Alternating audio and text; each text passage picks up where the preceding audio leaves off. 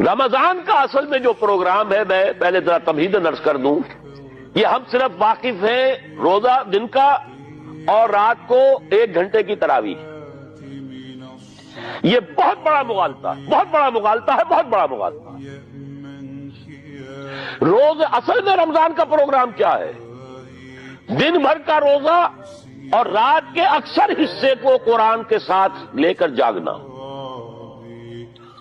لیکن حکمت خداوندی نے پہلے حصے کو تو فرض کیا ہے، دوسرے کو فرض نہیں کیا، اس کو ترغیب اور تشویق پر چھوڑ دیا ہے۔ لیکن اس کی جو اہمیت ہے میں چاہتا ہوں کہ پہلے اچھی طرح اس کو سمجھ لیں آپ۔ دیکھیے پہلی حدیث اس میں ہے ان سلمان الفارسی رضی اللہ تعالی عنہ قال خطبنا رسول اللہ صلی اللہ علیہ وسلم فی آخر یوم من شعبان۔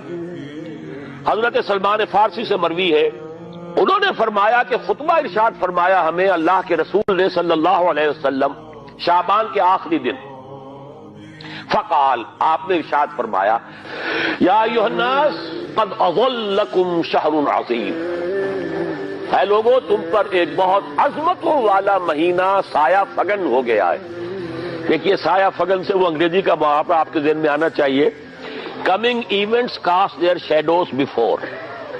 ابھی رمضان شروع نہیں ہوا ہے، شعبان کا آخری دن ہے، تو وہ کمنگ ایونٹ جو ہے رمضان مبارک اس کا سایہ آ گیا ہے تم پر، اس لیے حضور نے وہ لفظ استعمال کیا قد اظلکم، ظلال کہتے سائے کو، قد اظلکم شہر عظیم، بڑی عظمت والا مہینہ ہے، شہر مبارک، بہت برکت والا مہینہ ہے، شہر فیہ لیلۃ خیر من الف شہر، اس میں ایک رات وہ بھی ہے، وہ مہینہ جس میں ایک رات وہ بھی ہے جو 1000 مہینوں سے افضل ہے۔